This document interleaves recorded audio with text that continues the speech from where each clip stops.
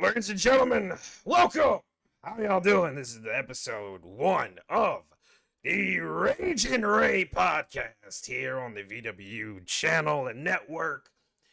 And we are live in my beautiful studio warehouse in my backyard in one of my homes. I am here with Downtown Jason Brown, who is my co-host. Hello, everyone. It is I, Downtown Jason Brown, owner and founder of the United Wrestling League. That's right. And that's good you do introductions. And for those that don't know who I am, I am the 18 Wheeler King.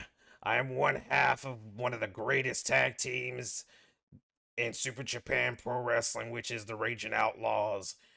I am Raging Ray Jackson. I am a former professional wrestler, retired not by choice. And I am one of the board members of the VWU and one of the shareholders for Battle Pro.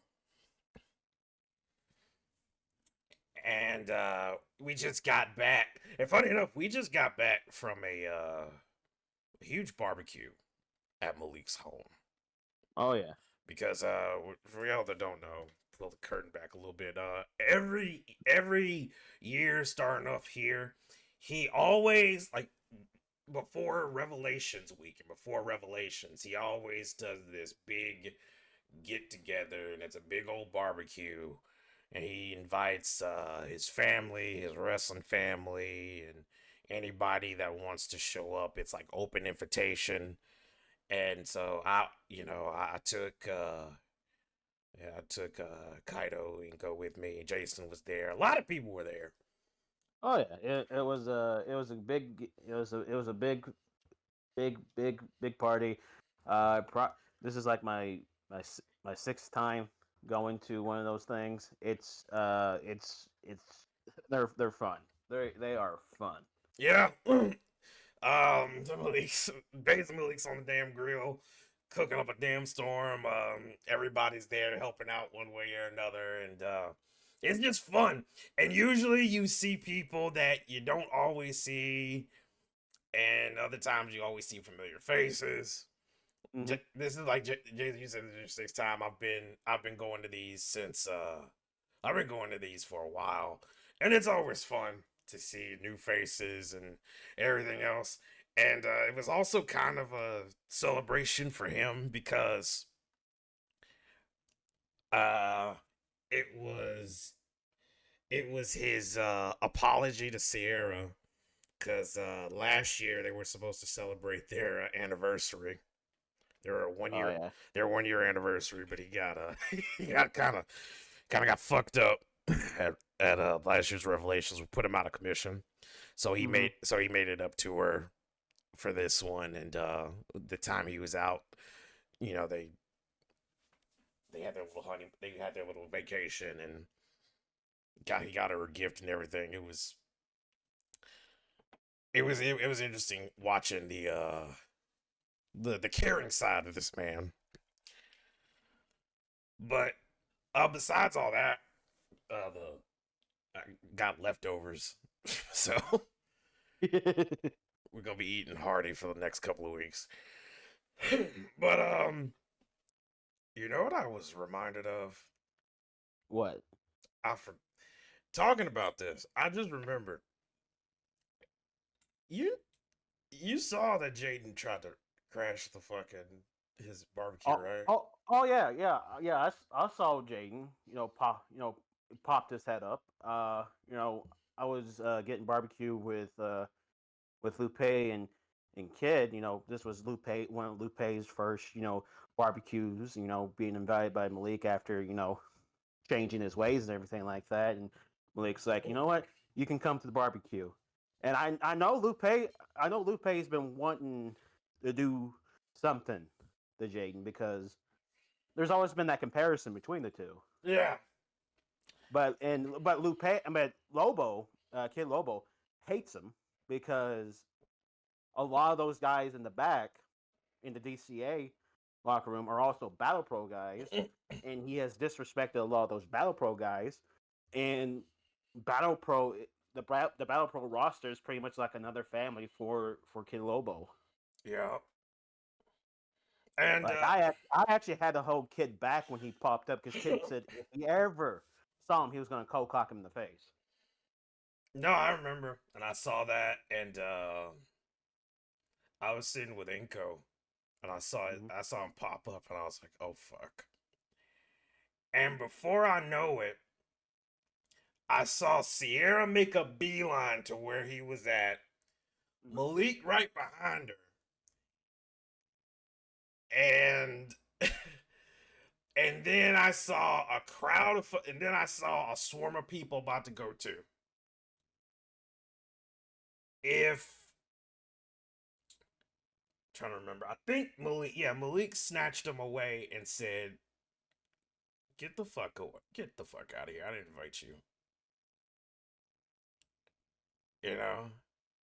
And Jaden tried to pretend like everything was on, and he told him, he was like, "You can believe what you are in that ring, but we ain't in a ring. Unless you want to pick your teeth up off that ground, don't fucking come to my house." Do you think Amber's with him? I didn't see her. Hmm. I didn't see no. I noticed there was a woman in the car, but it wasn't. I've seen Amber enough to know if it was her. No, it was somebody else.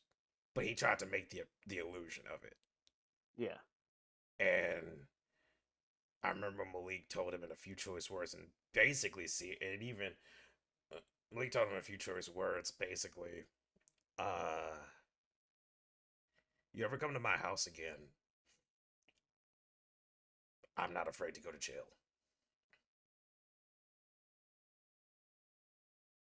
Yeah, it got really, really tense in that situation because a lot of guys just cannot stand that motherfucker. Right. Ever since he came in, and here's the thing, you know, you can there's a lot of guys you can say you say a lot of things about. I mean, a lot of people want to put Varl Graythorn in the same category as him. Varl, he went after the biggest dog because that's what you do. You want to establish yourself. You go after the biggest dog. That's why he went after Claudio.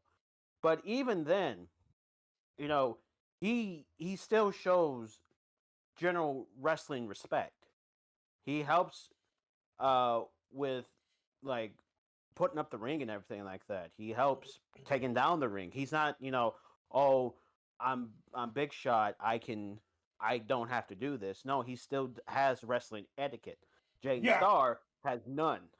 Yeah, no, because I can tell you right now, first day he shows up, Malik, I remember it was Malik and a few others basically saying, "Hey, go pick some of that stuff up if you can." Jane looks at him and goes, "I'm main event. What the fuck I gotta do picking that stuff up?" Malik stared at him, and Atlas had to pull Malik's shoulder like and give him that shake of the hip. Mm-mm, mm-mm, mm-mm.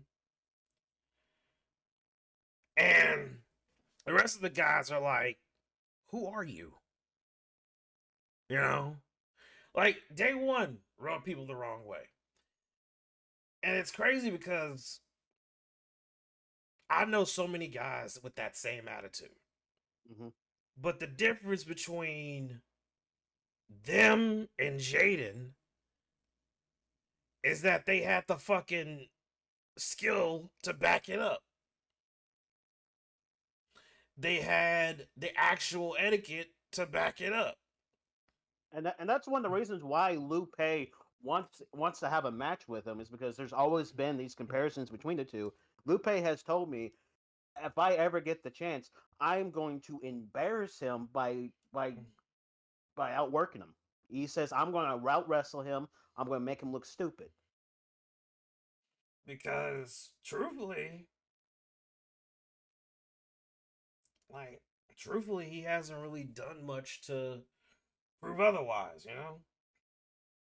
And the only reason he's getting this this big spot that he's getting in is because the whole situation with him and Zach. It, I mean, I can at least give it to him this. You got yourself a big main event spot or a big big match at one of the biggest shows because you attack this guy after a long grueling match. And by the way, Zach had a fantastic title reign. I don't care what anyone says about it. Zach was a hell of a fucking champion. And for all of that, and not only did it take away the fact of what Zach had done for almost 2-3 years, it took away Tyler Park's moment too. Yeah. Which I can tell you for a fact, Tyler was. I remember Tyler was in the back holding the belt, but he didn't even. He wasn't even looking at the belt. He was just fucking angry. Because he was just like that show should have ended with everyone talking about Tyler Parks. Like Tyler Parks beat Zach Stone. Tyler Parks finally overcame all this adversity. All the doubts, all this and that, and for it to pretty much get overshadowed because of Jaden fucking Starr it's fucking embarrassing. No, it was, and it rubbed a lot of. It obviously rubbed everybody the wrong way, and like I know, I can tell you now, a lot of people have pretty much said, he hasn't really done shit to prove anything. Mm-hmm. And even when he had that match with Calvin, it was like, I remember Malik. I don't know if you know, Malik is a huge fucking critic when it comes to wrestling. Like he will be completely fucking upfront with you, 100 fucking percent. Mm-hmm. I remember Jaden saunters over to Malik and he goes, "Hey, big man, what you think of my match? Do I have it now?" Malik looked him in the fucking eye and point blank said,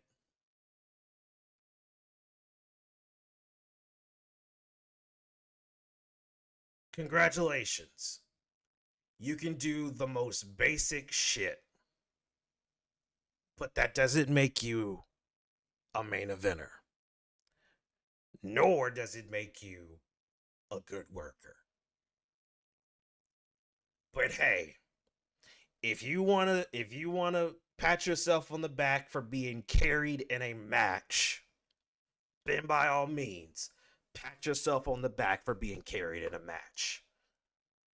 Get better, Greenhorn," and left his shit. Mm-hmm. And Jaden was like sitting there like flabbergasted because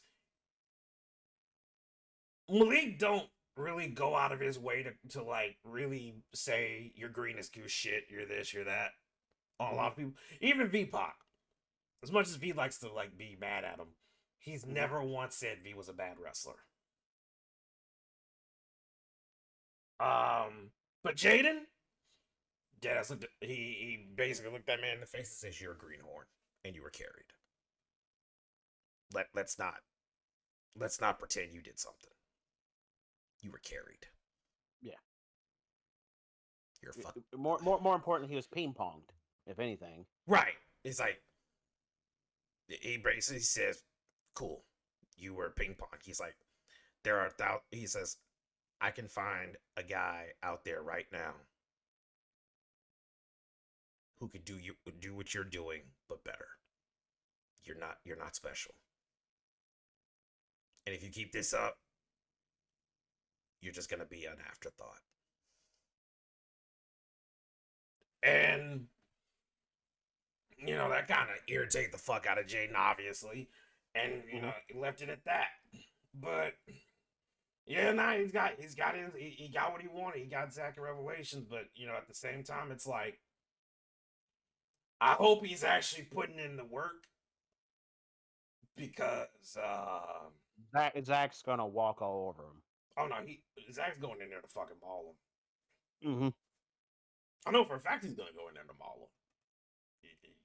You don't have to be around Zach to know that that's gonna be what he's gonna do. And whether Jaden takes advantage of it or not, it's gonna be a matter of can he truly hang with the best? Because in order to call yourself the best, you have to learn how to hang with them. Yeah.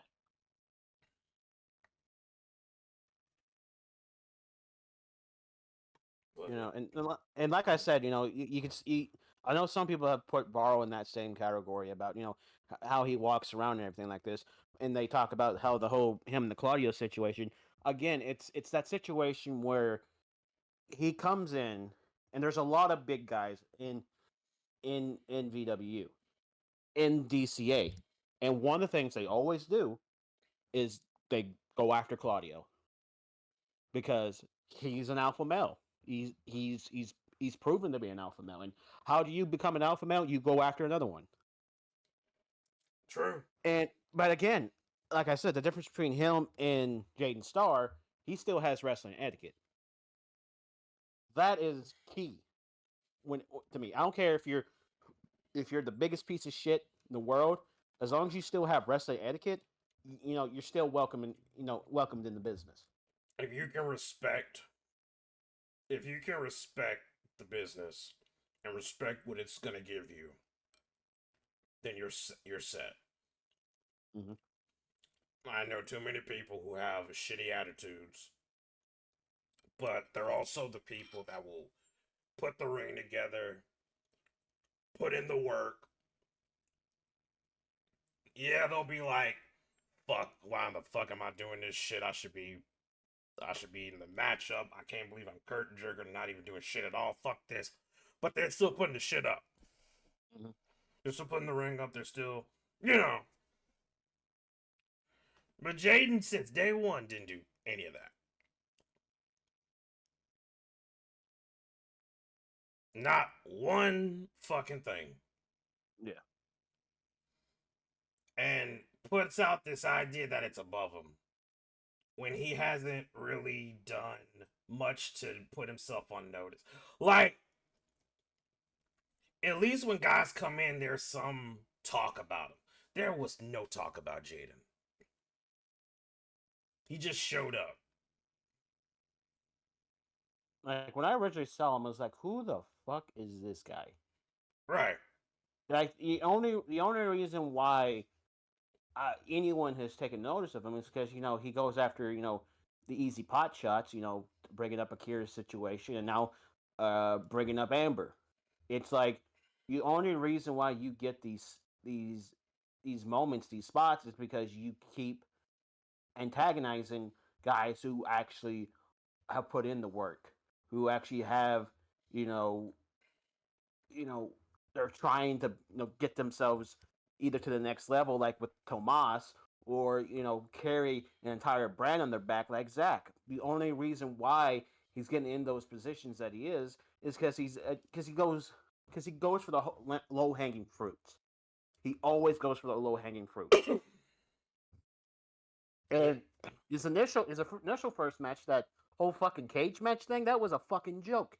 He was just in there, looked like a fucking like like a fucking deer in headlights, and Tomas is just bouncing this motherfucker around the fucking cage. It was fucking hilarious. And the only reason why he quote unquote, well, he didn't even win the match. It was the fact that the whole, and we'll get with the Charles situation in a bit, but it was because of the House of Servers and all that shit. Yeah. But it was he that his first match, and he looked like a fucking clown. Like the only and there's a lot you can say about Justin, especially considering how he got into all this. But people have compared him to Justin. I feel offended for Justin because yeah, Justin, you know what he has done in the past. Yes, some of it's kind of despicable, but what happened at Ashes of Eden, I think, has redeemed him a lot, and also the fact that this guy, even before then, was proven that he was one of the best in the ring. And I think that's what made a lot of people mad, is because not only is he talking shit, not only is he doing all this, stuff that he's doing with hatred, but this guy's fucking good. It's the same shit with Arcan. Mm-hmm. Like it's the same thing with Arcan. It's the same thing with Troy. With Mm-hmm. Troy, you want to hate him, but you're also like, fuck, they're actually good. Now we have to now we have to actually embrace the fact that they're good. Fuck, Yeah. But Jaden has just been an absolute fucking clown. Yeah, and if he listens to this, I know he's probably gonna start saying shit on Twitter. Jaden, I could fucking kick your ass, and I'm not even that well trained. I'm more of a I've done the deathmatch stuff, and I've done matches here and there, but even I could kick your ass. You have proven nothing in the few matches you have had. You better pray to every god you worship, that Zach at least let you continue breathing after that match. Or you better have your Brett Haskins moment, if anything. Mm-hmm. And fucking find your talent. Because if not, you'll just go down as the dude that got ate up by Zach and he continues his streak. Yep. But again, it's funny you brought up talking about that, you were also bringing up the House of Cerberus and Charles. Oh boy. Oh Lord. There's a lot done, and I do have an upcoming Beyond the Bell that I'm gonna be doing. Which which I've heard and I saw the tweets, and I won't say I'm worried for you, but at the same time, I don't know what's gonna happen. I think that is the thing with Charles, is you don't know what he's gonna do. He's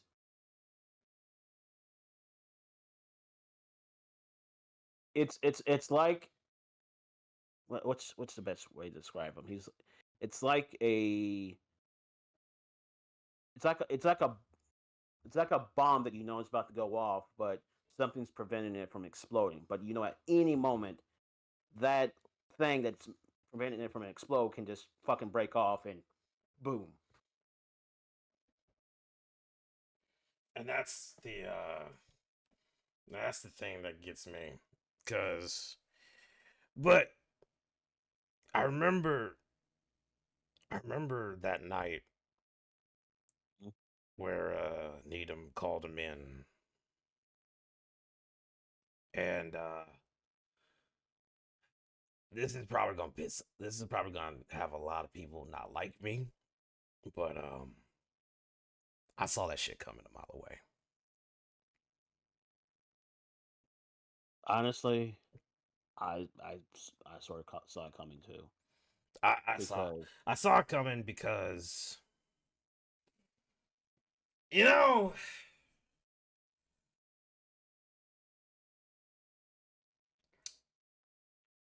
with how everything kind of broke down, Mhm. how everybody was,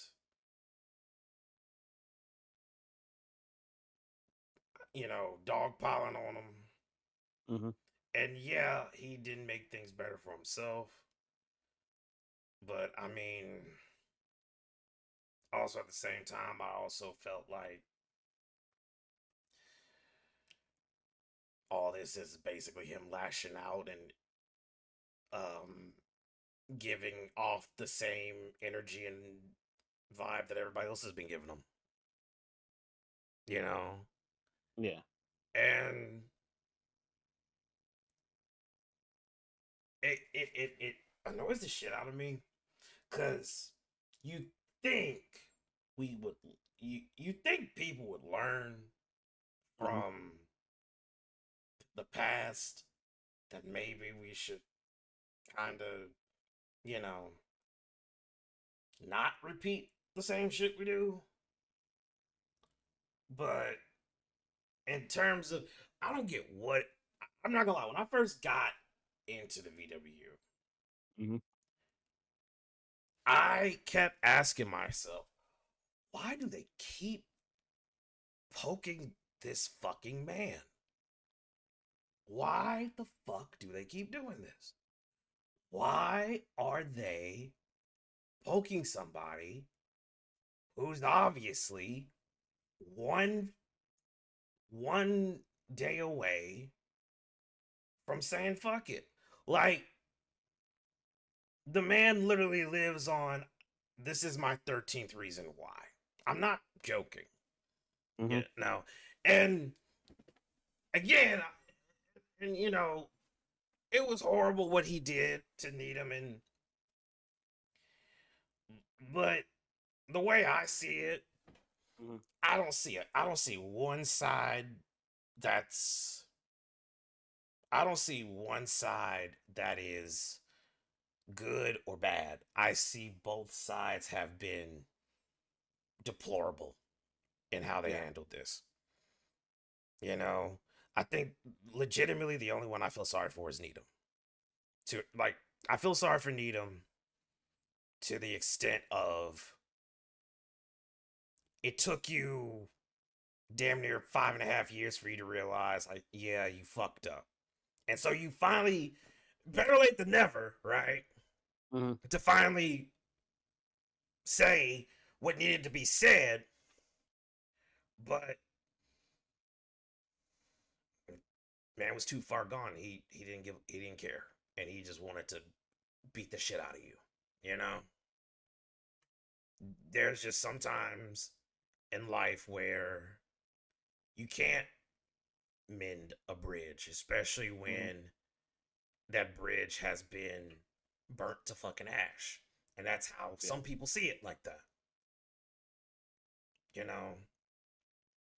And while I say that it's fucked up what Charles did, I also have to point out that, you know, hey, Hit, I get that's your brother, but that's some deplorable ass shit you said. You know? Mm-hmm. Like, let's not take a knock at somebody's mental illness, right? And let's not Yeah. sit there and say he's fucking faking it. You don't fake fucking PTSD from from death. You know what I mean?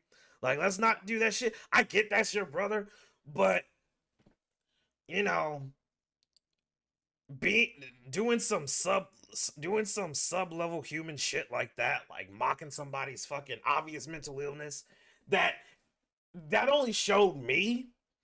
I'm sorry, that legit only showed me that at the end of the day, Charles was right. No one gave a Mm-hmm. fuck about how he really felt. And the reason I know that is because during those times Charles was in the Battle Pro locker room, Mm-hmm. he's venting to the few people that'll fucking listen to him. And he's like, I feel like nobody really ca- I feel like nobody really fucking cares. And they use what I went through like some fucking punchline. I feel like no one really gives a shit, and they just pass my shit off as as an emo joke when it's not. You know, he's like, you can only have your family mocked and yourself mocked and your your trauma mocked so many times until you're fucking done. You know? It, it's one of the reasons why I kind of keep silent when I'm on the booth with Hit when Charles comes out in any other league. Um, because I keep hearing Charles is the ultimate deceiver and stuff like that. I have been to fucking medical you know with medical things with Charles before, seen some diagnosis and stuff like that because when it comes to like the medication that my wrestlers get, I want to make sure everything is legit. I ain't looking to, to have fucking underground Percocet ring going on in my locker room. Right. Um, Which is the same thing Battle Pro does. so I go to his some of his checkups, or at least I get I asked the doctor, hey, can I see some of his papers? I just want to make sure everything here is legit, and he is not faking any of his mental illnesses. That man is on 2 different types of Ritalin. Like I've seen his, like yeah, we've seen it because Mm-hmm. because we also do medical clearance, and we also have to check the guys too.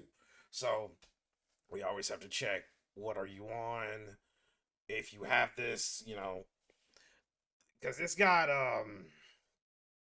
because we incorporated that a Mm-hmm. couple of years back because because Rex had ADHD, Yeah. and Rex has to take medication for his ADHD. Mm-hmm. So we start putting that in there. So when Charles came in, I know for a fact, we looked at it. There's like, let's see, 2 different types of Ritalin. Both I he's on some of the strongest antidepressants I have ever seen. yeah, like the dosage is, like, I think it's over the normal dosage. Mm-hmm. Um, so that's why I like. And so if y'all ever want to know why Malik and a few others were like, y'all need to fucking stop fucking with this man, it's that reason alone, because they actually bothered to look at his shit, you know? Mm-hmm. And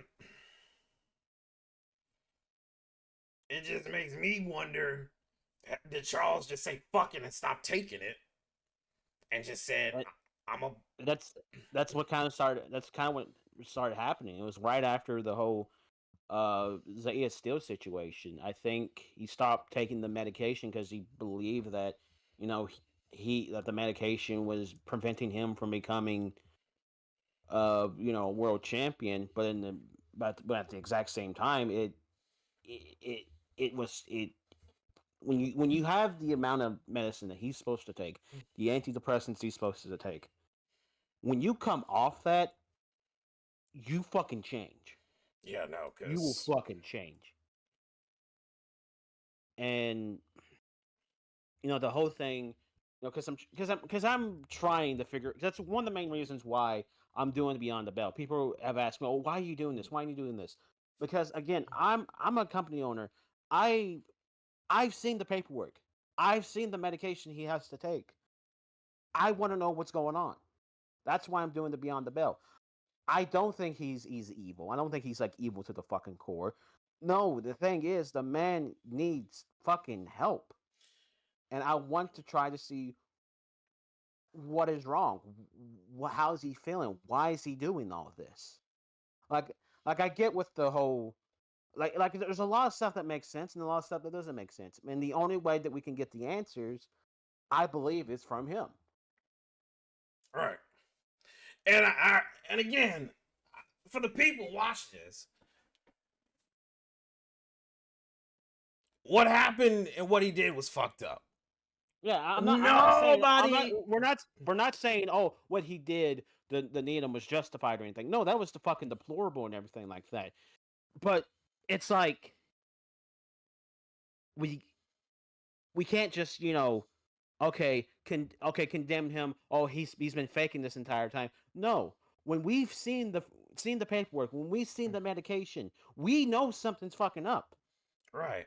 And it's like, and again, even if we did and we didn't do this, so you mean to tell me that we're basically just gonna do the same exact thing that Trixie has been saying that we have problems Mm-hmm. doing? So we're just gonna so we're just gonna prove Trixie's point, right? Yeah. That we just we fend for ourselves and we look out for our own and fuck everybody else. Mm-hmm. Granted, I know Trixie just doesn't give a shit about Charles, but you get what I'm saying, right? Like we gotta. Yeah. There's only been a few people that have legitimately looked into everything about Charles, and like I said, me and a few guys, Malik was one of them, have been there where he vented. This was when he Mm-hmm. was still on. This is when he was still taking the antidepressants, and he was just like, there are just. He just goes to himself. He just, there are just fucking days. I feel like it doesn't matter what the fuck I do. People just choose to hate me. Like he's he, he's there are days I remember him coming out there frustrated as shit because he's like, what fucking more do I gotta do to get a modicum of respect or recognition? What do I have to do for people to stop looking at me like a fucking joke and actually take me seriously? You know? Mm-hmm. I mean, that fucks with your head. Especially if you're a guy like Charles. And it's crazy because I remember somebody tried to say him and VPOC were a lot alike, right? Yeah. And I'm like, I beg to differ. No, they weren't. VPOC's whole thing and Charles' whole things are completely fucking different. Yeah, VPOC was mocked and ridiculed, but in a jokingly way, but people still were willing to see him as a wrestler. He was still a good wrestler. They Mm-hmm. just talked about the fact he looked like a fucking trash bagger, right? That's it. Mm-hmm. I've checked Charles's career. Besides the little here and there, oh, here comes Charles Schultz, great, good wrestler. I have noticed people have been more along the lines of taking their shots at him, how he Mm-hmm. looks, Mm-hmm. you know, than actually paying attention to what he can do in the ring. And if they're not mocking him, they're taking shots at his family in some way, shape, or form. I'm just saying, shit builds up. Yeah. So, And again, this is not us trying to, make excuses for Charles. This is just us telling you that eventually, when you poke a bear, especially a bear as fucking who's been through so much trauma like Charles has, eventually you will it will fucking bite.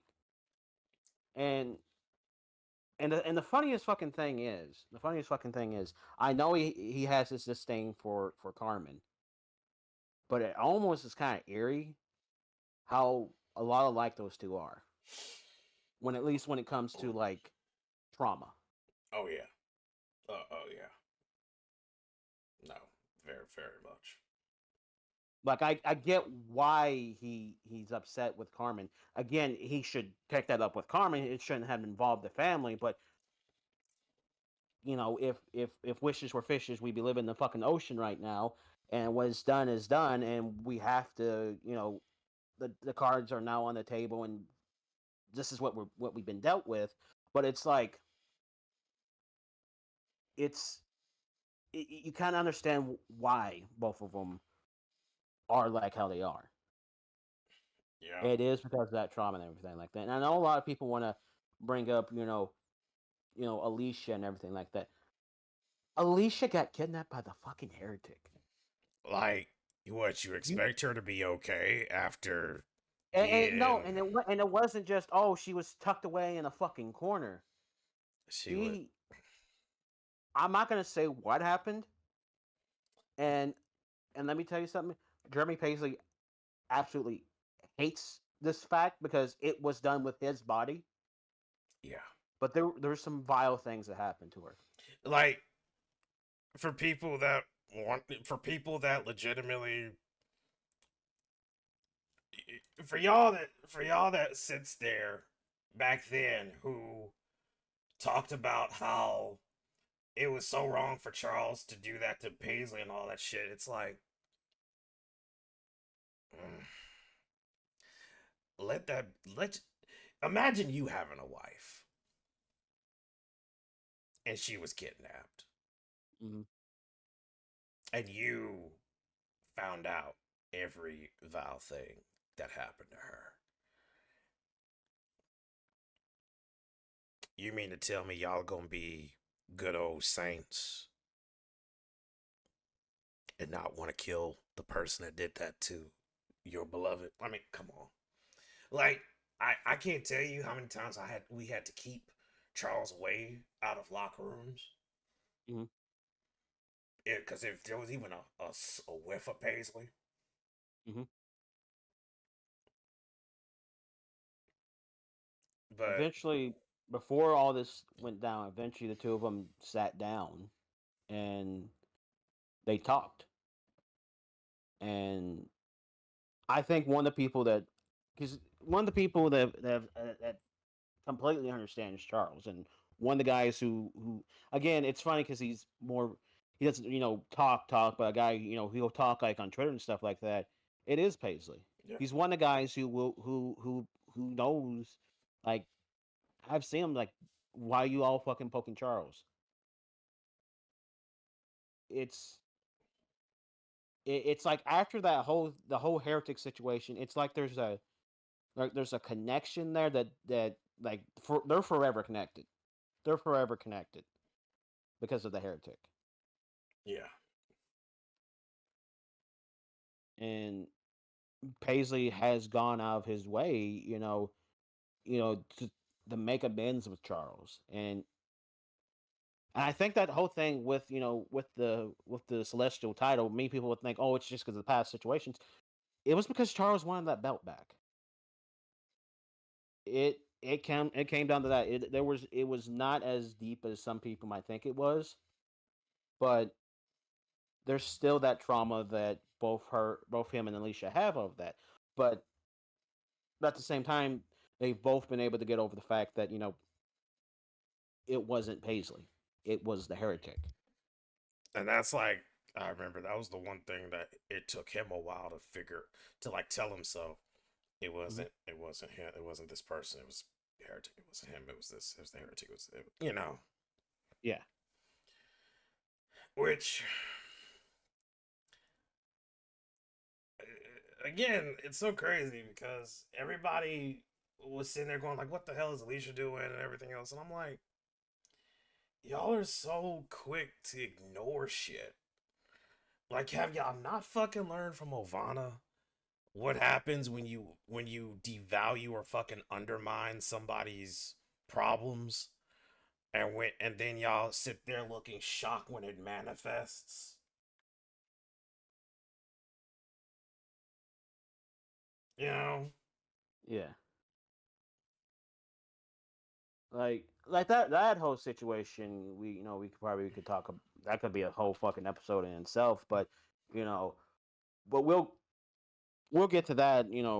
When the time comes to that. I think a post revelation show, we probably should recap everything that happened. Oh, of course, yeah. But and that's gonna be one of the things I want to recap.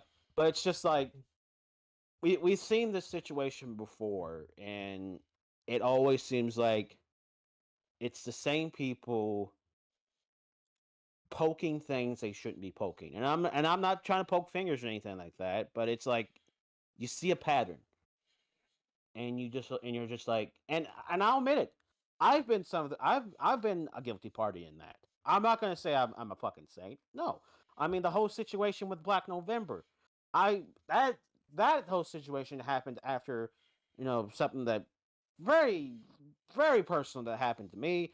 I was not in a good mental state, and I saw all that transpired, and instead of going by my normal judgment of going up to Malik and asking him, "Hey, what's going on here?"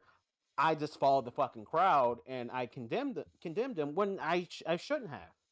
And still to this day, I kick myself for that. Still to this day, I kick myself for that.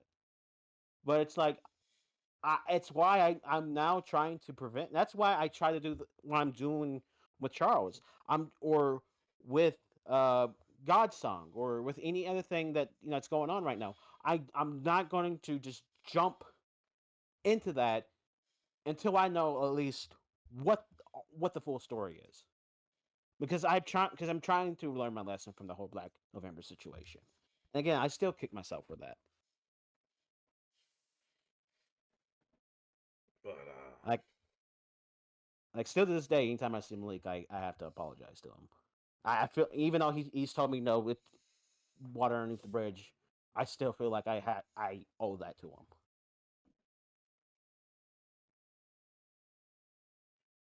I've seen you every time you see Malik. Hey Malik, I'm sorry. Like, and he's just like, for fuck's sakes, Jason. I, you're forgiven. You've been forgiven 100 times. You know. Yeah. And but yeah, no, y'all should check out that Beyond the Bill. It's gonna be quite interesting. Yeah, I know. it's, and I know a lot of people are going to say, stay safe and everything like that. I have a feeling that nothing's going to escalate to the point where I think I'm going to be physically harmed. I might be wrong, and I might be in a full body cast by the next time we do a next Ray Jackson podcast. I hope but, not. But I want to at least give him the benefit of the doubt that I don't think he's going to harm me.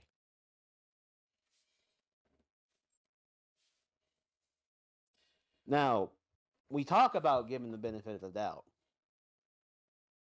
which brings us to the more recent things that have been going on. Oh, yeah. Like what happened in fandom when someone showed their true colors.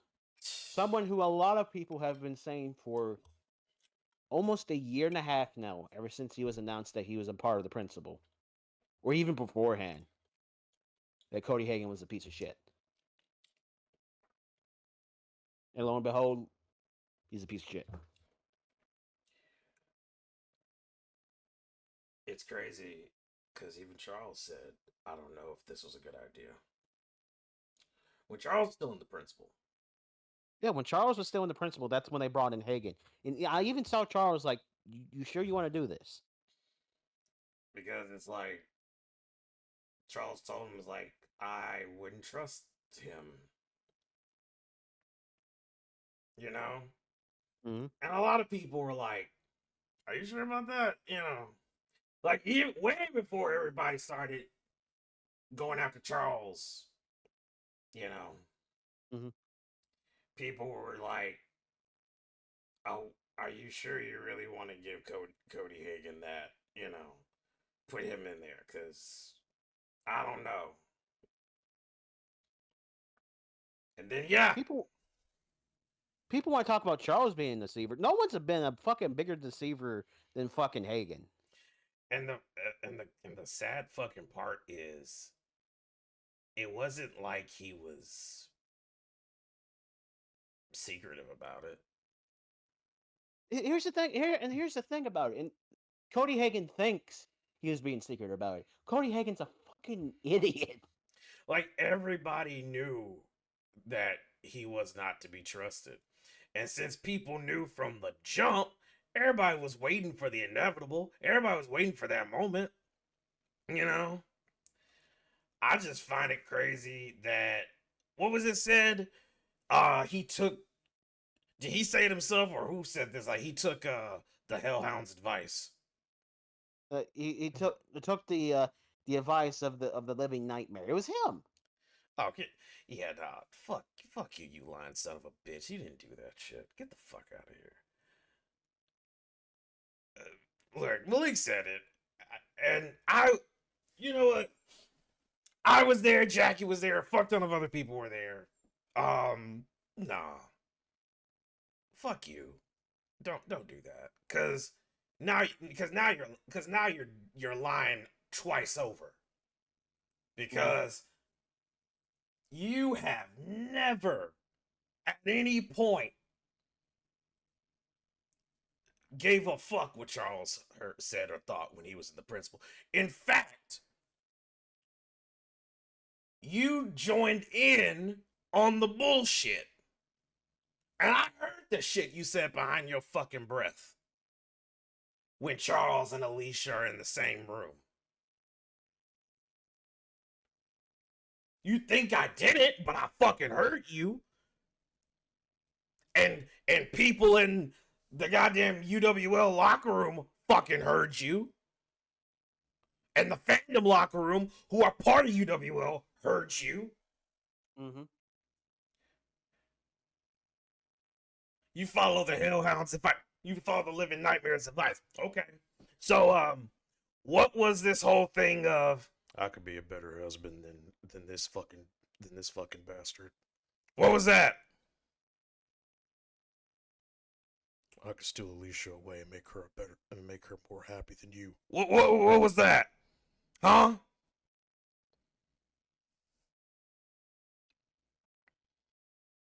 You know, the funniest fucking thing is when we talk about how much of a fucking fake this son of a bitch is. Lupe on his fucking Twitter posted this a couple of days ago. It was an ode, back when he was a part of Hatred and everything like that. But even he pointed it out. It was when Akira had returned for a little while before she disappeared again. Hagen posted on Twitter. It's like, I can't remember what Oseko said, and then Oseko told Akira that she missed her, and then he was like, Oseko was right. We and the principal missed you. And then fucking Lupe, without a second breath, was like, bro, she was gone long before Oseko decided to pick you as her new charity case. Sit the fuck down. Don't act like you and her were fucking close. You didn't know Akira. You're a fucking leech. Fuck you. Yeah. And you know what? I remember. The I remember. Lupe, back when he was in Hatred, said this. Yeah. And I also. What was the more? You want to know the more fucked up part?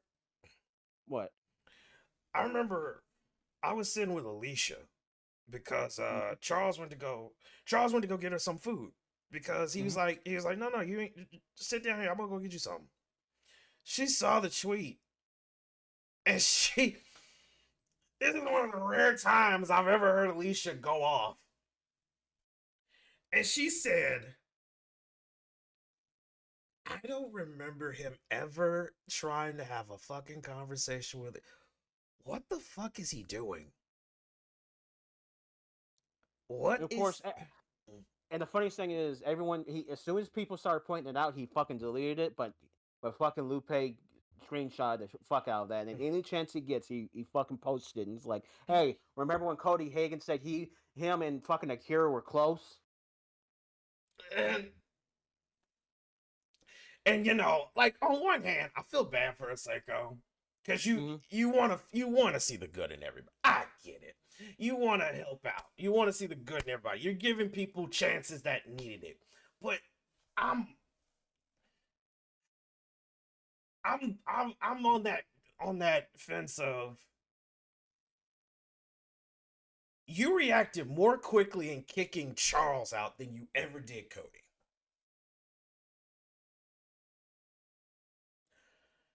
I just find that problematic a little bit. Like, I granted, yeah, Charles's reason for getting kicked out, fine. We can sit here all day, discuss that, debate it, whatever. There was a right. But Charles's situation literally could have been fixed if y'all legitimately sat down with him. I don't think y'all did. I could be wrong, but at the same time, I feel like y'all didn't really sit down with him. I really don't think you did. Because why would you keep Cody Hagen in there, who since the moment y'all brought him in, everybody was going, you sure about that? You sure about that? Uh, hey, you know, he's kind of fake. He's a fake. He's kind of fake. I don't know about that, you know. And you know, lo and fucking behold, beats up the very people that had that went to bat for him. Yeah, How fucking shocking. yeah, and we could say a lot about the little crew in the Rebel Society and everything like that. There's a lot we can fucking say. We're not gonna say it because we get kicked off YouTube. But um, those guys had his fucking back. Those guys considered him friends. They considered him a member of the Rebel Society. And this is what I don't get. He acts like, oh, it was like a moment of rage. I took it out on my friends. Motherfucker, you went weeks attacking your friends from fucking behind wearing a goddamn mask for weeks. This wasn't a heat of the moment type of situation. This was all premeditated. Yeah. So it's like, Don't give me that bullshit that I took it out on my friends. No, this shit was premeditated because you see the success that Charles is having. Granted, yes, it's at the expense of a lot of people's sanity and a lot of people's health and even his own health. But like it or not, this has been the most successful version of Charles. And you think, oh, if I go to if I go to the dark side just like Charles Schultz, I'll be successful too. Fuck you. again, and this has been my thing. Why are we out here mocking someone's actual fucking mental health? Because that's what Cody's doing, making a mockery out of it. And I'm like, okay. And I get it. Cody has issues wrong with him too. But the thing is, he doesn't have the issues that fucking Charles has. You still got I've seen the medication. He still fucking has. I've seen the reports. I've been to the doctor's appointments just to make sure that everything's legit. I know this shit's legit. Cody Hagen, you are a fucking fake. Also, let's be honest. You still get to. Let's be honest. Also, hey Cody, every Thanksgiving you still get to go to your family and say hello to your mother and hello to your father. Charles doesn't have that. Charles has legit told me before. And it's still one of the things that fucking sends chills down my spine. I remember we were at a hotel. This is long before the whole situation happened. Um, it was a continental breakfast and everything like that. And was it the first time or the second time or the second time? It was the second time. Okay. So it was at the continental breakfast and everything like that. Me and Stacy were there. We have our kids. He brought his family and everything. We're just in the breakfast area like that. Enjoying the free breakfast and everything like that. And I asked Charles, and Charles at that point kind of, when Charles wakes up, he you can kind of see that there's a lot that probably went on when he was asleep. When he was sleeping, this man looks like he has probably constant nightmares all the fucking time. And I asked him, just friendly, I was like, hey, Charles, how's your morning been? And he's like, same as it always is. I wake up to the smell of the burning flesh of my parents. And I'm just like, and then he realizes what he said. He's like, fuck, I'm sorry, I didn't mean to say it like that. He as soon as he realized it, he snapped back out of it, but it was just like, Jesus, fuck. That is what he tells me, and he told me that he says every morning, that's the first thing he thinks of is that smell of the burning flesh of his parents. Fuck.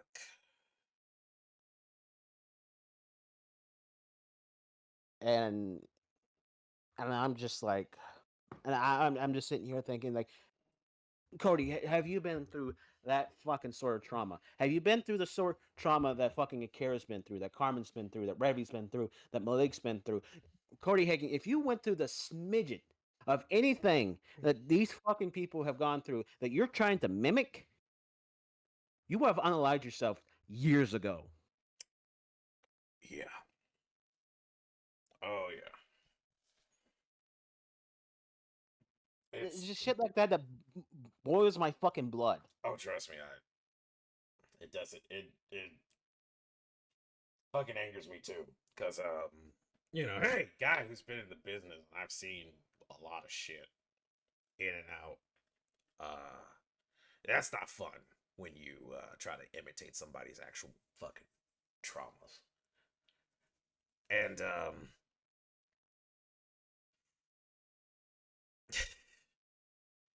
all I know is, from what I heard, he's on indefinite hiatus. Personally, he should just be fucking booted. Period. But Mhm. hey, I'm not a Seiko, so It's her choice. It's that's her her. choice, but That's there her shouldn't be choice. there should be a hiatus. There shouldn't be a suspension. There shouldn't be this. He should be kicked out and never brought back. But hey, that's Seiko's choice, and I will be professional and man enough to respect her decision. So, um, oh god. So apparently my wife is hearing this. Inko's in the other room, and she just texted me something. Oh yeah. Ooh. Her text to me said, and I quote, "Her love is also her greatest weakness." Love is also her greatest weakness. Yeah. And she just left it at that.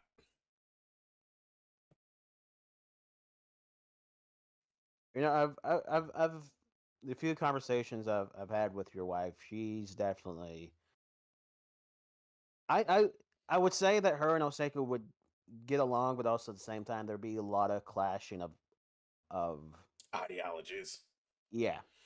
Yeah, I cause mean, um Inko's an interesting one because I don't Bobby pretty much I've talked about this with mhm, anybody that ever followed her career. She's the kind of person who has so she grew up in a household where mhm, basically perfectionist. yeah. Um when she told her family that she wanted to become a wrestler, they said out of the fucking question, right? Mhm. Because they were like, you are going to do something that's realistic. You are going to be this, be this, be this, be this. Um, she was, I mean, fuck, she was a straight A student, valedictorian, whole nine. She worked herself like hell, Mhm. and she got into a Tokyo U. She did 2 semesters and she dropped out. She was like, no, this is not what I want to do. And she told her parents, and her parents were like, "Oh, this is just a dream. You'll be back." And she's like, "No, I'm gonna be a wrestler." And she said, and I remember this. She said, "The last thing I remember from my parents was my mother slapping me and my father disowning me." Damn. And then she said, and before I know it, I was kicked out of my home, and they froze. She had an account, but the thing was that the account was from them. They froze everything.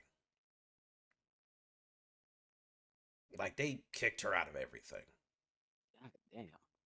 all because she wanted to be a wrestler. And she said, and I remember when I was dating her, I says, "Do you ever felt hurt or do you hate them for it?" She goes, "Life's too short. No, even with all they did, I still love them." She's like, "Because you can only get one bit of family, but," she says, "you only get one set of parents." Mhm. And she's like, and she said, "It hurt what they did, but I can't hate them. Life's too short to hate people. Yeah. Um, but I didn't forgive them, and I wasn't going to. And she also said, and I wasn't going to bend over backwards asking their forgiveness because I wanted to take control of my life. And I think the one thing that fucked her up was that she never knew they passed away because no one ever told her. Ah, damn. That's Did Kaito ever meet his grandparents? no, no, he didn't. Mm. Kaido was born well after they passed. Ah. And she only found out about this after it was like one of the I think she was having yeah, it was one of her big intergender matches. It Mm. was a Super Japan crossover event. And she decided to boldly say, I'm gonna take on the biggest guy. And so after that match, and she's cut up to hell and everything else. Mhm. She's in the goddamn dressing room, pouring.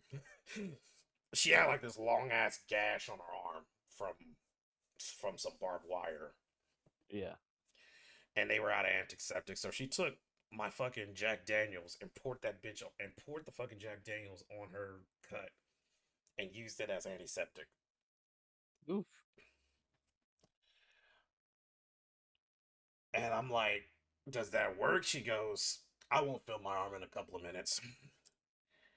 What was that the death match you had with Taggart? Yep. Oh god! Oh fuck! I saw that Yeah. match. Holy fuck! That match was gruesome. Yeah. And she just walked back like, trying to catch her breath. Mm. And she's fucking bloodied and she's hurt.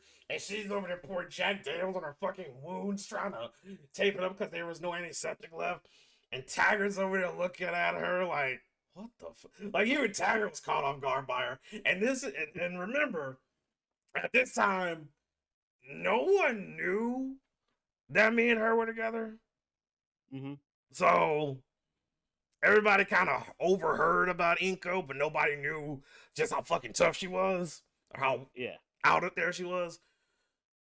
But yeah, it was during that she's healing up. She's trying to put her clothes on, and then that's when one of the young boys come up to her and they try to get her attention, and it was a cousin, one of her Mm-hmm. cousins. She still keeps in contact with some parts of her family, Mm-hmm. but it's not like out of care, it's out of commitment. Mm-hmm. Because one of them feel like she should at least know, you know. Yeah. Because when I say she had zero support in her family, zero support, zero. So her cousin comes up and she's like, "What's going on?" Da da da. She gives like this little disgusted look because I mean, hey, Inko's bloody to fuck, and she's just like trying to have a normal conversation. Mm-hmm. And that's when she breaks it. She goes, they were they were at Mount Fuji Mm-hmm. at a resort, and when the people came in to check up on them, they both died peacefully in their sleep. No one knows how, no one knows why, but it's kind of weird that they both died sleep in their beds in their sleep. Mm-hmm. Both of them. Yeah. To this day, I don't know why they weren't in bad health. They were in good health for their age. But the Mm-hmm. fact they both died in their sleep, just like that, while they were vacationing, Uh, um, Foxy. I remember when Inko told her the story, right? You know who I'm talking about. Yeah, Foxy Nunya. You love that one. She fucking said, "Oh God," she fucking when Inko told her the story and told her what happened. She goes, "Baby, if you don't believe in God, I don't know what to tell you." God decided. God decided to strip. God decided to rip them of the gift of life for trying to touch one of His anointed.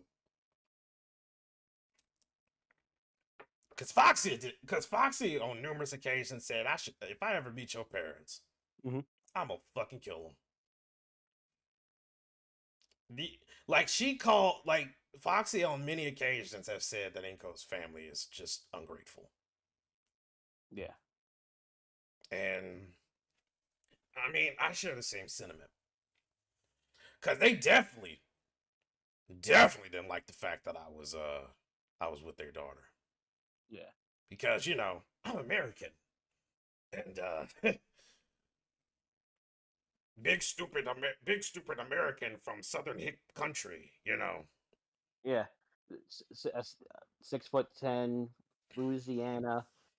Probably one of the most rough house tag teams that I've ever seen. And but at the but it's like at one point, yeah, you feel the heartache because that's her parents. But at the exact same time, it's like they stopped wanting to be her parents the moment she decided she wanted to be a wrestler. Yeah, and a lot of us kind of said. I mean, I remember I said, "Honey, I know how you feel about them, but you shouldn't shed a tear for them. They chose not to be your parents, so God chose them not to be a part of your life permanently." She punched me in the mouth for that, and then I had to go. Then I had to go to a doctor to get my jaw rearranged back.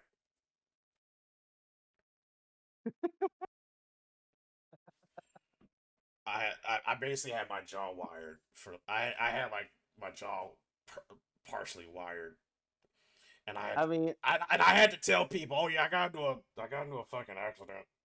I didn't tell people like Inko punched me so fucking hard in the jaw she it broke my I, jaw.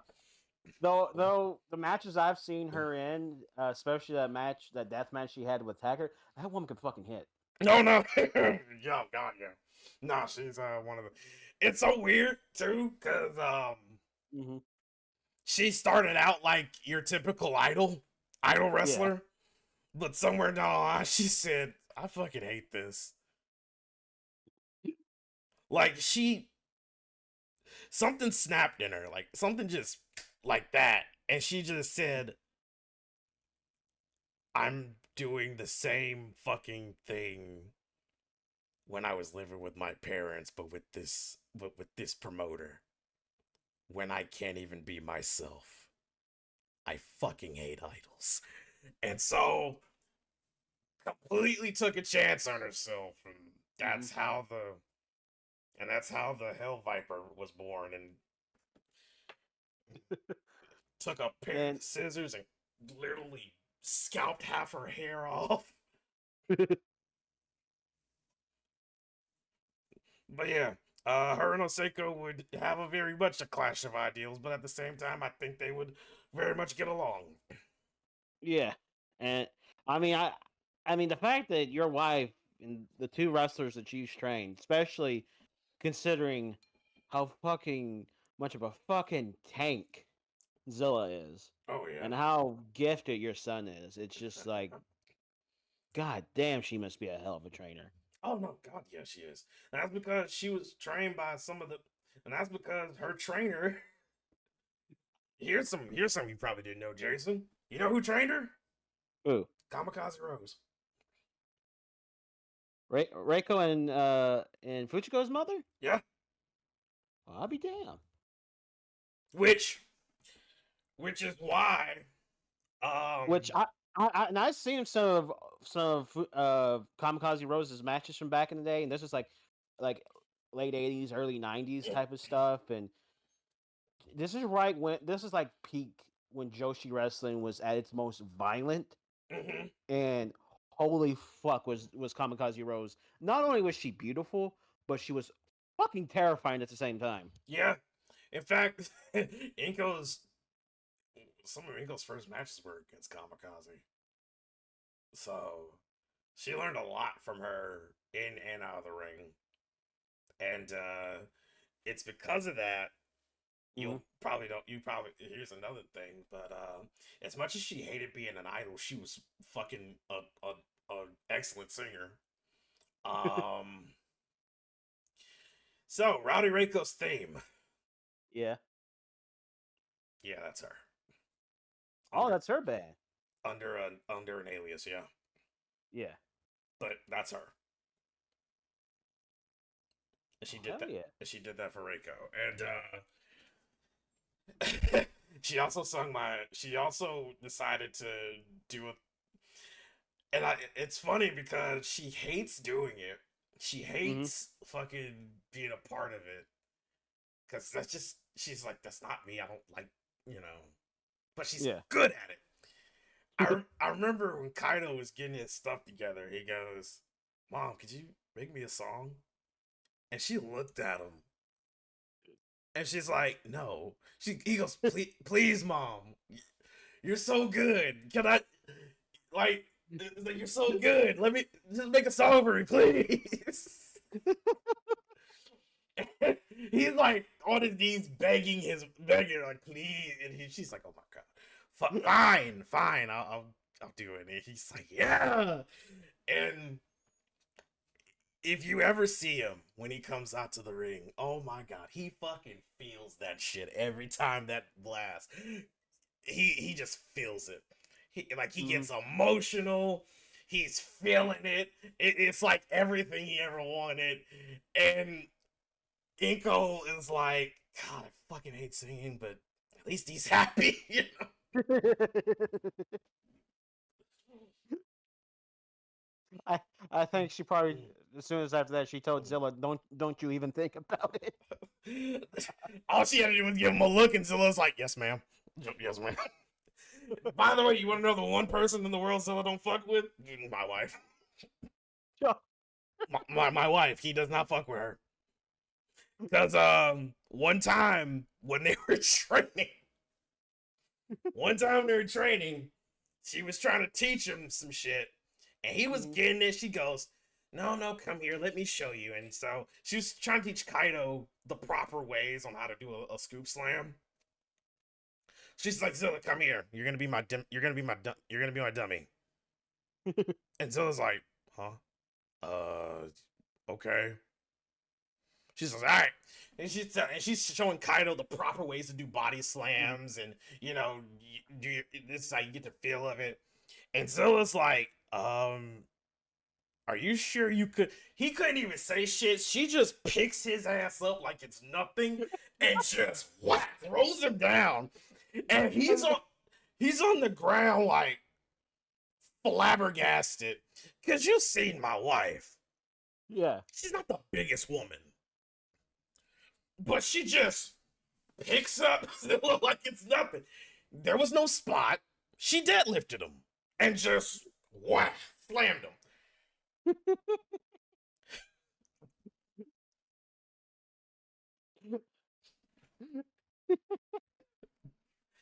And, I can just imagine that now. it, it was, and so like Zilla, I know Zilla always goes to Bobby, and he's just like, don't leave me in the same room with her ever again, please." Like he's not as scared of a lot, but he is terrified of my wife. But I do hear that she is kind of like a second mother to him after the passing of Baby Doll Idol. Oh yeah, no. Yeah. When Baby Doll did pass away, we kind of took him in. I know Inko pretty Hmm. much was making sure he was all right, and she looked out for him, and you know, Kaido's always said, Zilla's like the brother he never had, because that's how close he is. Hmm. So Like, like you can almost the trio there of Kaito and Mishima. Those three are thick as thieves. oh my god, oh boy, Kyo. But Kaido and Kyo, I swear to God, those two make a competition out of everything. I kind of talked about this when they had their match, but yeah, when they when they had prom, Jesus Christ, it was and I always ask like, Kaido, why do you do this? Why? And he's just like he's an arrogant piece of shit, Dad. He thinks he's so fucking better than everybody else. Fucking wannabe idol looking ass bitch. I hate him. Like he just like he's got a face I just want to punch. I don't like him. You know.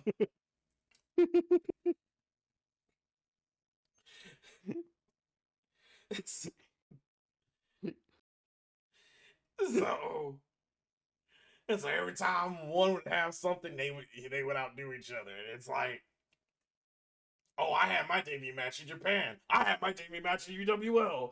I had my debut match. I'm like, I did this. I did that. You know.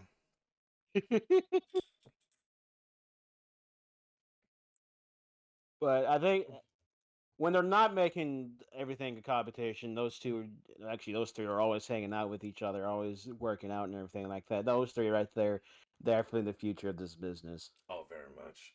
They Yeah. really are, and it's gonna be really fun to watch them grow and and go to new heights. You know, it really will be. And it's kind of interesting considering the whole Kyo's situation.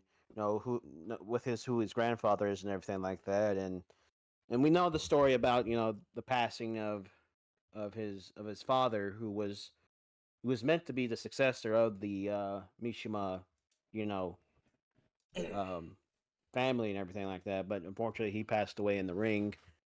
Um, and that sort of was that kind of like the catalyst of what kept Saito in the business as long as he did, as he has been. Yeah, it was. It was because when it broke him. It Hmm. really hurt him when his son died. It tore him apart. And I remember Keo after after the service Hmm. looked at his grandfather and he said, "I'll continue the legacy for you and Dad." You know, and Yeah. and I remember Saito the few times. Saito rarely gets emotional, but there was one of the Hmm. few times I was talking to him. He had to keep his voice in check. He said, "That day, Keo became a man, and I never felt more prouder." And he said, and at that point, I had to stay in for his sake to get him ready to prepare him. Yeah. And he pretty much said the day he knows Keo is ready is the day he retires.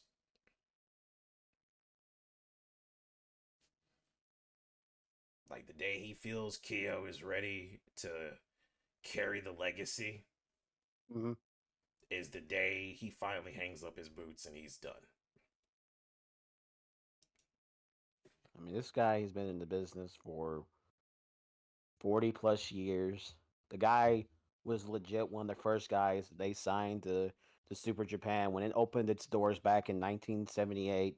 He had I think had just finished his own training. He was one of the young guys they brought in, and he just holy fuck the stuff I've seen about Saito. And also looking back. at some of the early stuff, like in the early days of Super Japan and everything like that. I see right here, and this is always catches my eye. It's it's it's a tag team Hmm. of a young Jackie Barnett and Randall Taggart. Yeah. And seeing those two when they were younger, and the thing is with Jackie, with I know how he went in his career and where Taggart went in his career. Like holy fuck, those two were young, but they were also very fucking scary as a tag team. Yeah, and that was Taggart's one and only time he ever went face. Mm-hmm. He stayed heel a lot. He pretty much stayed heel the majority of his career. Mm-hmm. But the one time he was face was when he was tag teaming with Jackie. And yeah, no, they were scary as fuck. I think me and Plunky said many times, I'm like, I'm so fucking glad Taggart doesn't want to be a face again, because yikes, I don't want to deal with those two fuckers. And you talk about with Taggart and everything like that. When his career originally ended, it also ended him as it's surprising. He was also a face in a company called Australia. In Australia, it was like near the tail end of his original run. Uh, he was a world champion in Australia, and he lost to the local young villain that pretty much retired him. And when I saw who it was, I was like, "Oh my fucking god!" It was a young fucking Arcan. Yeah. Uh it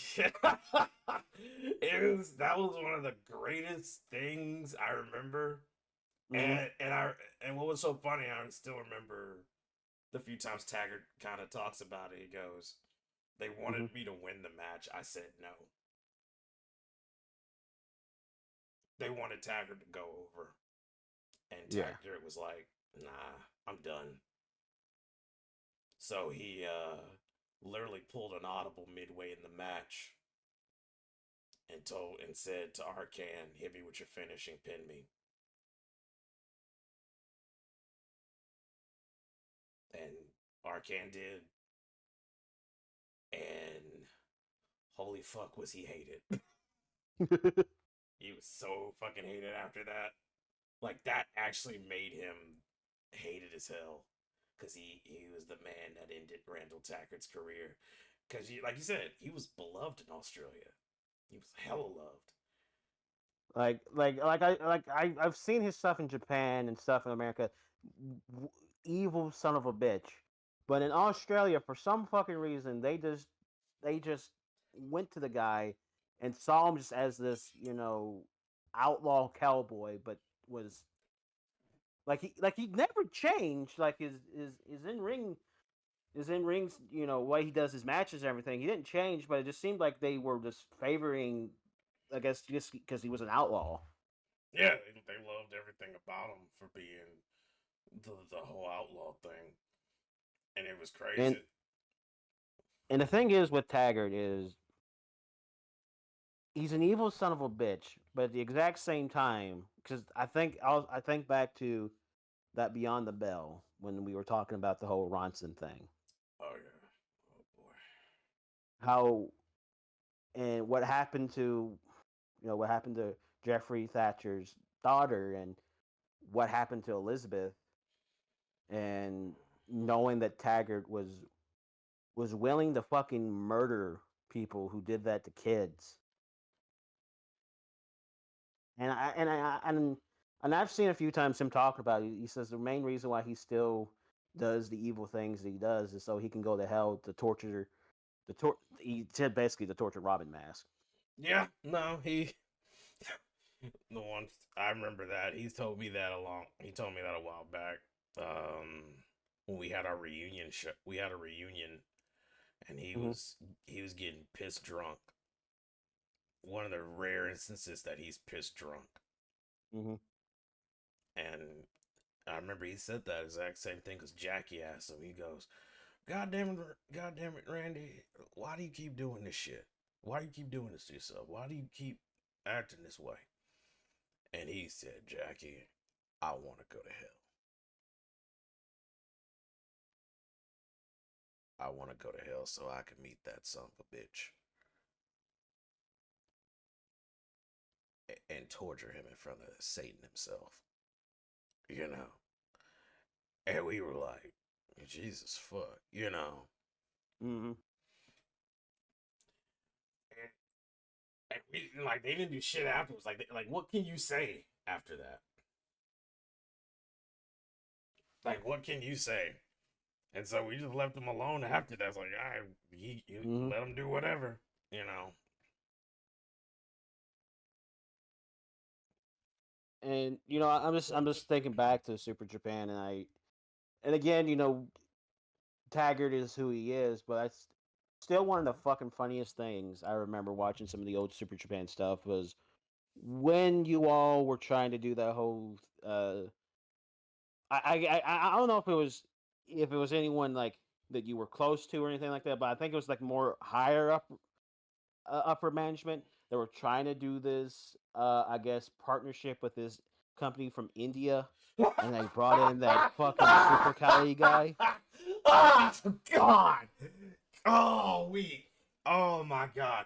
Kiyoshi-san could not leave his house for 3 days. We were so mad at that son of a bitch.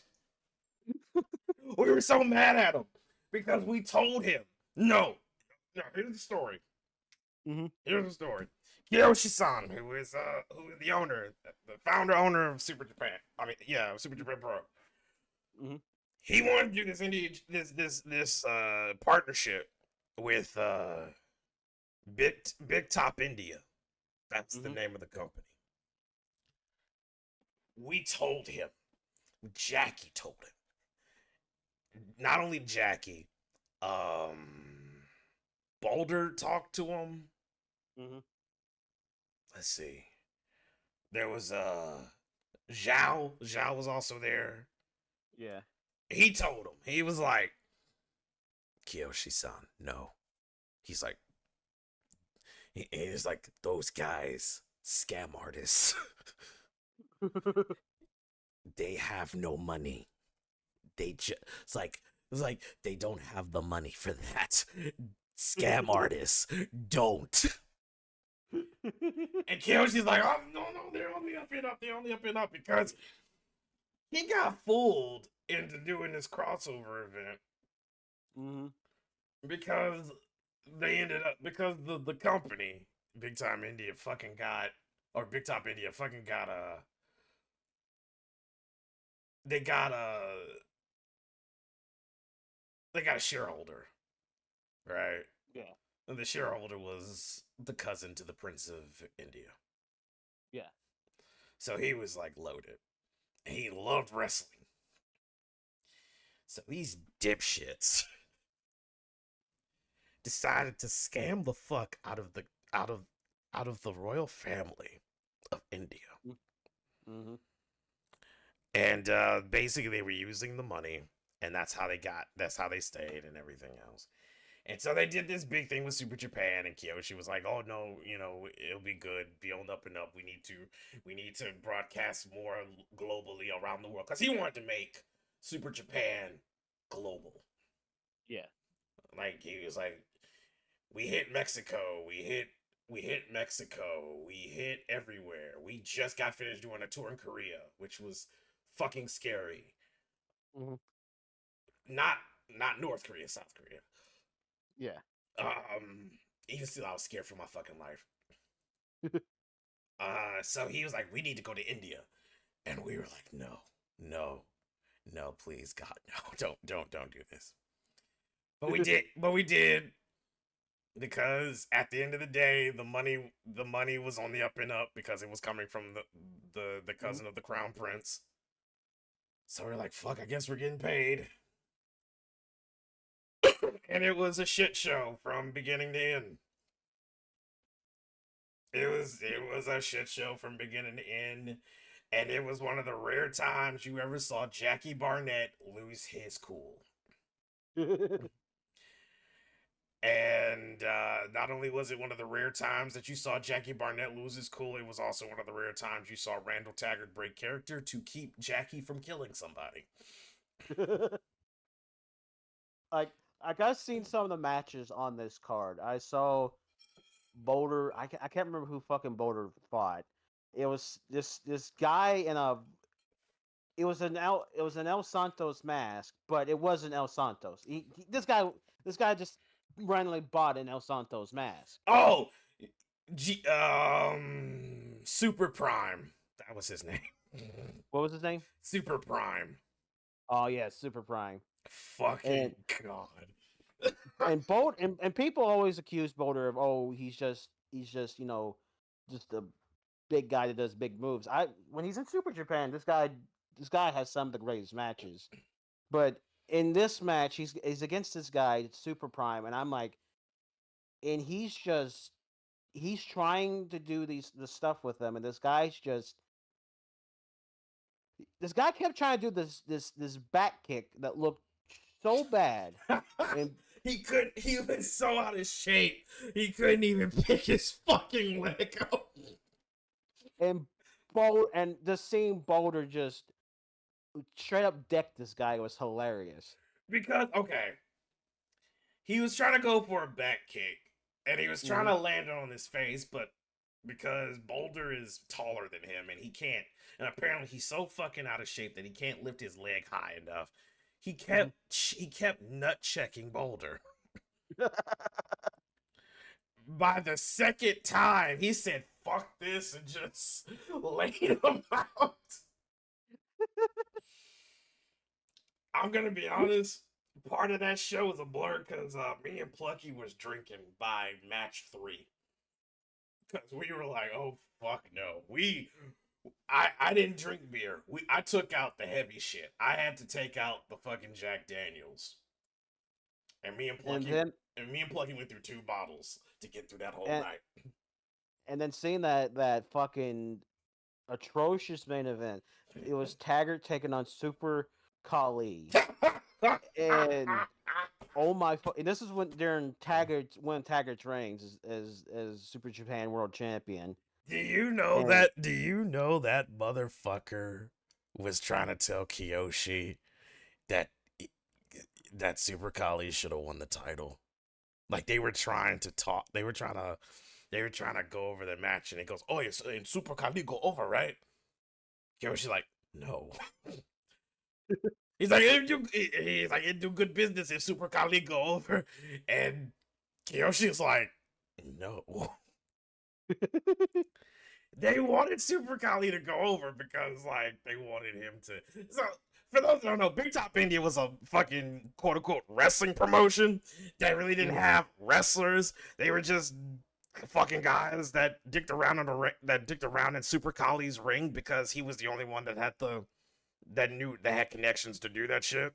Super Kali was their main guy, but he was about as green as horse shit, had 2 left feet, and couldn't fucking turn, and he couldn't even turn left without fucking his knees up.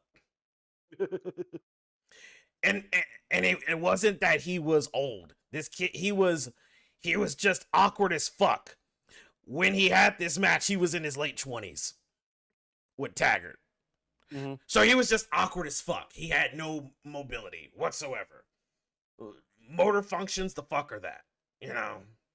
Yeah. And so he's having this match with Taggart, and Taggart's already like heated because he's hearing Kiyoshi and the fucking promoter go back and forth about, "Oh, Kali should go over," and Kiyoshi's like, "No, Taggart is my guy, and he's just got his rank." No. Because Kiyoshi's like, "This is just a business thing. We're doing a crossover event. I'm not trying to sign anybody from this company, right?" Because at this point, Kiyoshi sees what the fuck is going on. And he's like, "Hell no." But he can't get out of it. Because there's armed fucking guards everywhere. So he can't leave. Everybody's getting pissed. I'm getting drunk,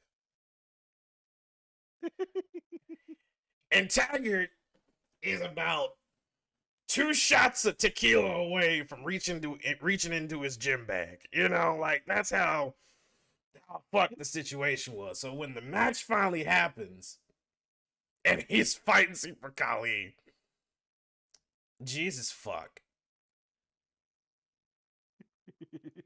He goes for a drop kick.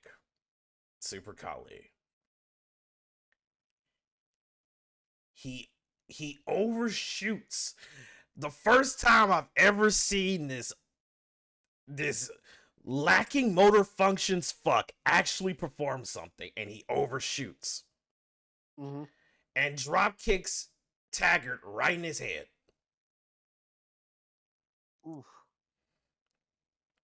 Taggart stumbles out of the ring. And he's like, oh, fuck no. Goes back in the ring because it looked like Super Kali was about to go for a dive, right? Mm-hmm. Goes back in the ring and punches Super Kali in the fucking throat. Middle knuckle out.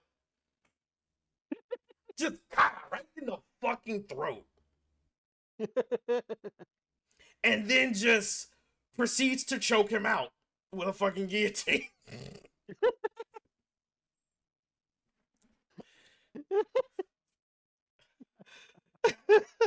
and so, ref call. All of a sudden, the guy's out. Kali's not moving. The ref's not ready to call the bell. The fucking promoter comes out. No, let's just keep going. And the referee's like, he's not. He's out. What the fuck do you mean? It was such a fucking mess. And Taggart was ready to leave the ring.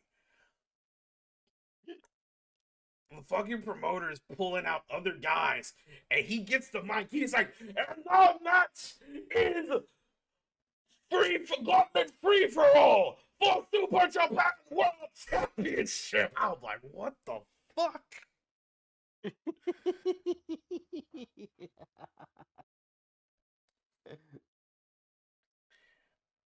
Oh my god. And Taggart's ready to fucking use that microphone as a noose and hang him from the rafters because all of a sudden all the fucking guys come out. And Taggart said, hell no. He went and got it. He always liked to bring a bullwhip to the ring, right? Yeah. So that, like, back then that he used to do that. So he goes back and gets the bullwhip. He starts slinging that shit, whipping everybody. Like, he's catching people in the fucking face with it and everything else. And after that, the entire Super Japan locker starts to run out to help Taggart and stop these dumb fucks. And also keep Taggart from killing somebody, because at this point he's done. He's so fed up with the shit. And somewhere in between there, Jackie's trying to keep the peace. And Super Kali finally awake, realize what happened, mad as fuck, grabs the nearest thing he could find, which was a beer bottle. Mm-hmm. And he throws it trying to hit Taggart. Taggart ducks, and it smashes against Jackie's face. Oof. Like, glass almost went into his eye.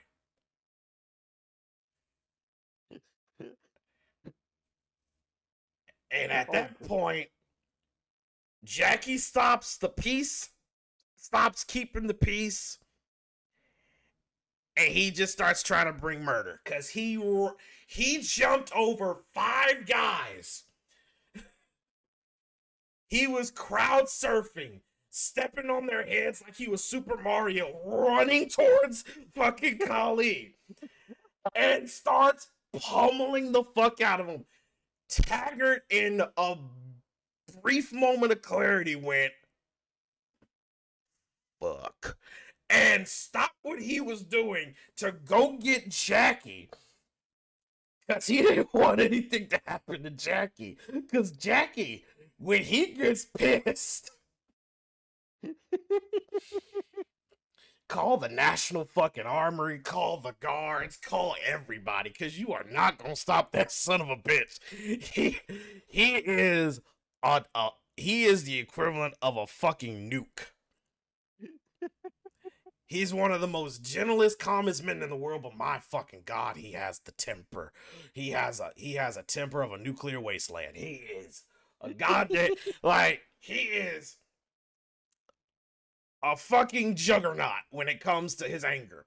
So Taggart had to try to pull him off. And at this point, it went from us kicking the guys at this promotion's ass to, oh fuck, let's get Taggart off of Super Collie before he kills the guy.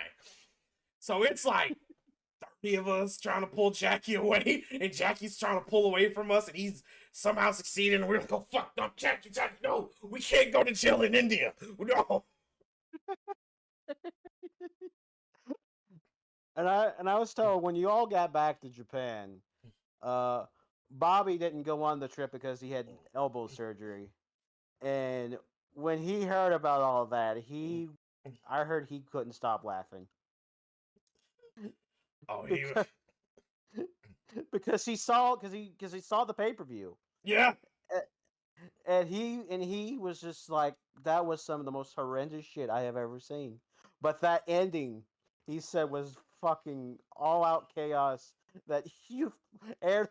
He said they went off the air, but he says if they had kept airing that would have gotten more money. It probably would have made Big Top India the richest it's ever been. But yeah, Super Collie's in jail now, so Oh yeah. Money laundering. Makes sense. So promotion went under like 2 years later because the Crown Prince realized where the fuck the money was coming from, and he was wondering why his bank account was getting light. Mm-hmm. And so he just shut that whole damn thing down. They had to fight because he was ready to give those fuckers the death penalty. He was that mad. Oh god. But you know what? I think that's gonna be it for us on this first episode. Next episode, we're gonna go over the fallout of Revelations, talk about Most Wanted, and many other things. And also, I might just tell everybody the story of what happened that had to make me retire.